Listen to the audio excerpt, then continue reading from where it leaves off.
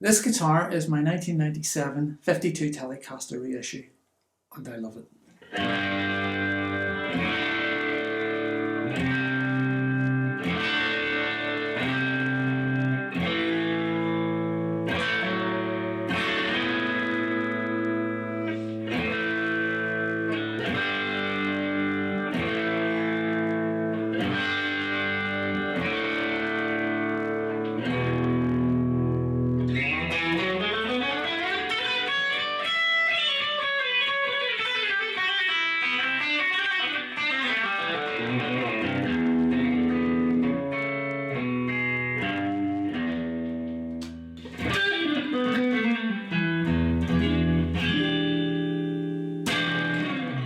Okay, so today I thought I'd talk about this guitar, my 52 Tele.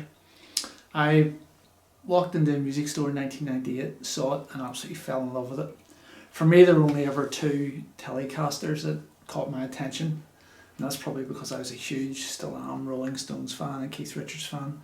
One was the Butterscotch Blonde Tele, and the other is the black Telecaster Custom with the humbucker pickup in the neck. So as I say, I bought this in 1998, and there's an interesting story behind the reissues of the Telecaster, because when Bob Schultz took over Fender in 1985, they decided to reissue the 52 Telecaster and the 50s Telecaster because people were playing those vintage instruments. Now, between 1985 and 1997, the Telecasters they produced were not, strictly speaking, true to the original design. There was such issues as the 12th fret dot spacing, and they used Alnico 5 pickups instead of Alnico 3. They didn't have nitrocellulose lacquer, I believe. So there's a number of differences. But in 1997, they then moved on to the American Vintage reissue, which is what this guitar is. And those guitars between 1998 and 2005 came with a certificate of authenticity signed by Bill Schultz. Mine's dated March 1997. And these guitars were as close as you could probably get to original specifications, and I'll just run through the actual specs in this guitar. Starting with single head screws as opposed to the crosshead Phillips screws. Within it, it's got cloth wiring and Alnico 3 pickups.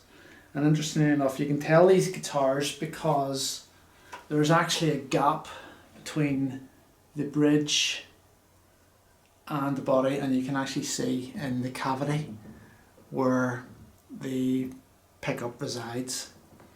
I don't know if you can see that, but I'll maybe insert some video of that.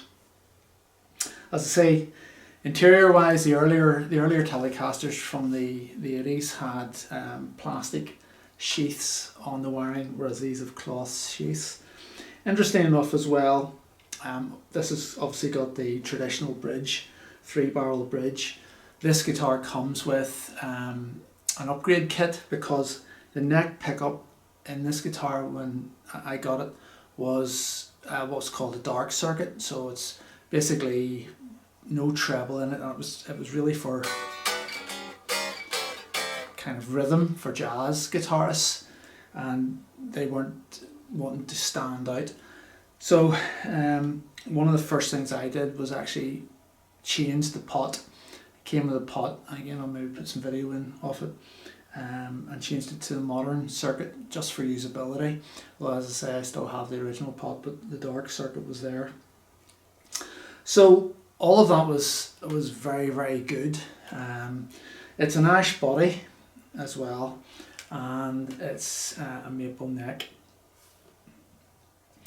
The other thing about it was the certificate of authenticity is that after Bill Schultz passed away in 2006, Fender stopped doing those certificates, and then there was a follow-on American Vintage reissue 2, if you like, from I believe around 2012.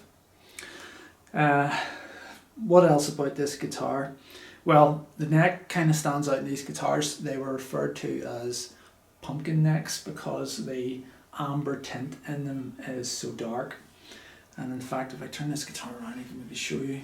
Again, I have inserted a video, but you can see it's a very dark tint. And as I say, they were lovingly called the pumpkin casters. The neck itself is a 7¼ inch radius, and it's got vintage frets. So it's not a compound radius like a lot of modern guitars, which go to a 9½ inch or more flat radius to ease bends, etc. With the vintage frets, which obviously are not the more modern jumbo frets, it's probably not as easy to play as a modern guitar or coming out of the custom shop or wherever. However, that's not the point of this guitar. It is a reissue of a vintage model, and those are vintage correct elements to it. It's also got the round string tree. Later on they went to the more T-shaped string tree, and of course the Cloisonne style machine heads.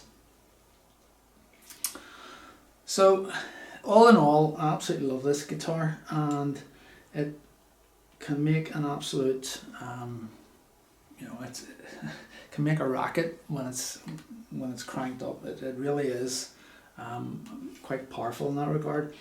It's got a bit of weight to it. It's not the lightest guitar I have, but I just love the look of it. I love the blonde finish. Apparently, when Fender first did these guitars in the 50s, there was no UV protection in the paint, or the lacquer, so they went to yellow colour, which is why the more recent AVR 2 or American Vintage Reissue 2 Telecasters have gone very yellow in terms of how they're presented. But even with its pumpkin neck, I still enjoy this guitar. And another item which makes this different and noticeable from the original reissues is this has a barrel. It's more historically accurate, has a barrel switch tip on it as opposed to a top hat switch tip. And I say this came out of the Corona factory, whereas the earlier ones come out of, I believe, the Fullerton plant, which was then replaced and when Corona came up and running in 1985. There's even some talk that those early Telecasters were actually assembled in Japan. The necks on them, the earlier ones, were more of a U shape. This is more historically accurate. It's a thinner neck, and it's probably more of a narrower U, if not a C shape. I'm not great, to be honest with you, with distinguishing between them all, but I have a 55 Stratocaster, and it really has got a deep U, but this neck isn't too bad as they go, and it's quite comfortable. It is heavily lacquered, and again, that's another thing these guitars in this period are known for, and a lot of people would sand that down just to have a smoother playing surface. This guitar sat probably on top of a wardrobe for about 11 years in its case because it wouldn't stay in tune. It wasn't set up correctly. I, in recent years, have spent a lot of time learning how to fix guitars and set them up, and it's amazing just what a good setup did for this guitar, because it absolutely plays like a dream now and stays in tune beautifully, and absolutely no issues. And you know, for a guitar that was bought in 1998,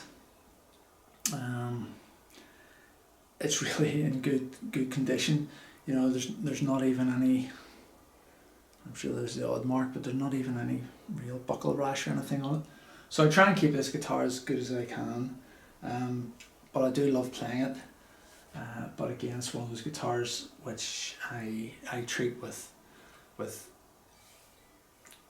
I'm very careful with, if not treating it with kid gloves. So there you go. I thought I would just run through this guitar today because it's one of my favourites, and I thought I'd just share it with you and talk over the key points. I think it's a good historically accurate reissue, and I love the fact that they give you the option with the different pots to upgrade it, and I love the fact it's got the cloth wiring and just all those touches, and the single head screws are just touches that give this guitar an air of authenticity, in my opinion, and it's a guitar which I will always keep and treasure. So anyway, hope you enjoyed learning about this guitar and watching this video. I want to say thank you very much to the people who have subscribed to my channel. That's very, very much appreciated. And I'll have another video coming out shortly. So thanks again for watching, and I'll see you in the next video. Bye.